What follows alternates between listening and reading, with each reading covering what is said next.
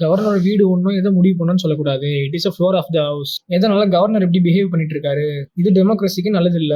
விஜய் அவர் ஜெயிக்க வேண்டிய நம்பர்ஸையும் எடுத்துட்டாரு, அவர் எலெக்ஷன்லயும் ப்ரூவ் பண்ணிட்டாரு.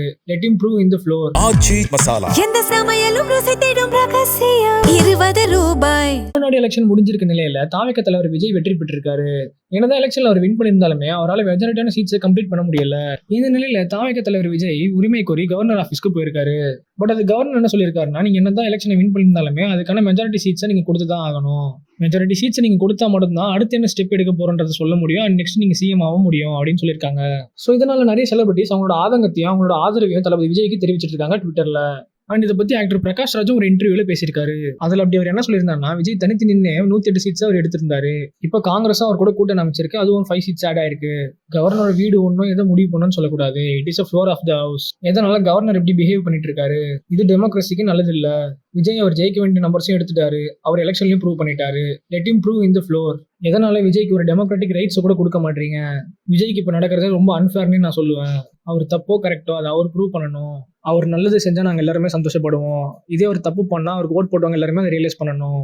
இதை ஒரு ஃப்ளோர் ஆஃப் த ஹவுஸ்ல தான் நீங்க பேசணும் தவிர கவர்னர் வீட்டில் போய் எதுவும் பேசக்கூடாது. எதனால கவர்னர் வீட்லயே இருக்காரு. எல்லா கட்சிகளும் ஆட்சிக்கு வர முன்னாடி ஒரு ப்ராமிஸை தான் கொடுக்குறாங்க. அதே மாதிரி தான் விஜய் அவரோட ப்ராமிஸை கொடுத்துருக்காரு. அதை அவர் பண்றாரா இல்லையான்னு மட்டும் நம்ம வெயிட் பண்ணி பார்க்கலாம். பட் அதுக்கு முன்னாடி இவங்க விஜய் அவரோட கவர்மெண்ட்டை ஃபார்ம் பண்ண விடணும். இவ்வளவு வித்தியாசத்துல அவர் ஜெயிச்சிருக்காரு, அதை நம்ம ரெஸ்பெக்ட் பண்ணியே ஆகணும். நம்ம தப்பா இல்லை அவர் கரெக்டான்றதை டைம் தான் முடிவு பண்ணணும்.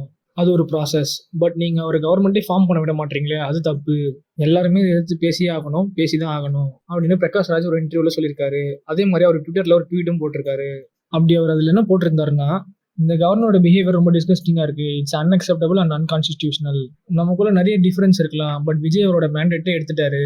விஜய் அவரோட கவர்மெண்ட்டை ஃபார்ம் பண்ண இவங்க அலோவ் பண்ணியே ஆகணும். ஜஸ்ட் ஆஸ்கிங் அப்படின்னு போட்டிருந்தாரு.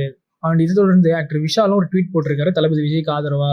இதே மாதிரி ஒரு சினரியோ தான் 2017 or 18 கோவா, மணிப்பூர், மேகாலயா அண்ட் இம்பார்ட்டண்டா கர்நாடகாவில் நடந்துச்சு. அதுல கூட அவங்க கவர்மெண்ட்டை ஃபார்ம் பண்ணதுக்கு அப்புறம் தான் அவங்களோட ஃப்ளோர் டெஸ்ட்ல அசம்பிளில மெஜாரிட்டி ப்ரூவ் பண்ண சொல்லியிருந்தாங்க. ஆனா ஏன் இந்த தமிழ்நாட்டோட கவர்னர் மட்டும் தளபதி விஜய்க்கு சான்ஸ் கொடுக்கறதுல ரொம்ப ஹெசிடேட் பண்ணிட்டே இருக்காரு. What is the respect for the people's mandate? நமக்கு 233 எம்எல்ஏ சத்தியம் பண்ணி தான் ஆகணும். நமக்கு கவர்மெண்ட் ரூல் தான் தேவை, கவர்னர் ரூல் கிடையாது. விஜய்க்கு ஆல்மோஸ்ட் மெஜாரிட்டி சீட்ஸ் இருக்கு ஒரு கவர்மெண்ட்டை ஃபார்ம் பண்றதுக்கு. These fundamental rights are known to just to politician but to the most powerful force. Tamil Nadu மக்களே, டியர் விஜய், நீங்க கவர்மெண்ட்டை ஃபார்ம் பண்ணி தான் ஆகணும். ஒரு ஓட்டரா நான் இதை மேனிஃபெஸ்ட் பண்ணிட்டே இருக்கேன் அப்படின்னு விஷால் அவர்கள் ட்வீட் போட்டிருந்தாரு. இதை தொடர்ந்து டைரக்டர் வெங்கட் பிரபு ஒரு ட்வீட் போட்டிருக்காரு ட்விட்டர்ல. அதுல அவர் என்ன போட்டிருந்தாருன்னா, நல்லவங்களை ஆண்டவன் சோதிப்பான் ஆனா கைவிட மாட்டான், நல்லது நடக்கும், கான்ஃபிடென்டா இருப்போம் அப்படின்னு போட்டிருந்தாரு. ஸோ இதே மாதிரி எல்லா செலிபிரிட்டிஸும் தளபதி விஜய் அவர்களுக்கு ஆதரவு தெரிவிச்சுட்டே வராங்க. இதை பத்தி நீங்க என்ன நினைக்கிறீங்கன்னு கமெண்ட் பண்ணுங்க. வீடியோ பிடிச்சிருந்தா லைக் பண்ணுங்க, கமெண்ட் பண்ணுங்க, ஷேர் பண்ணுங்க. மறக்காம வீட்டாக்கிஸை சப்ஸ்கிரைப் பண்ணுங்க.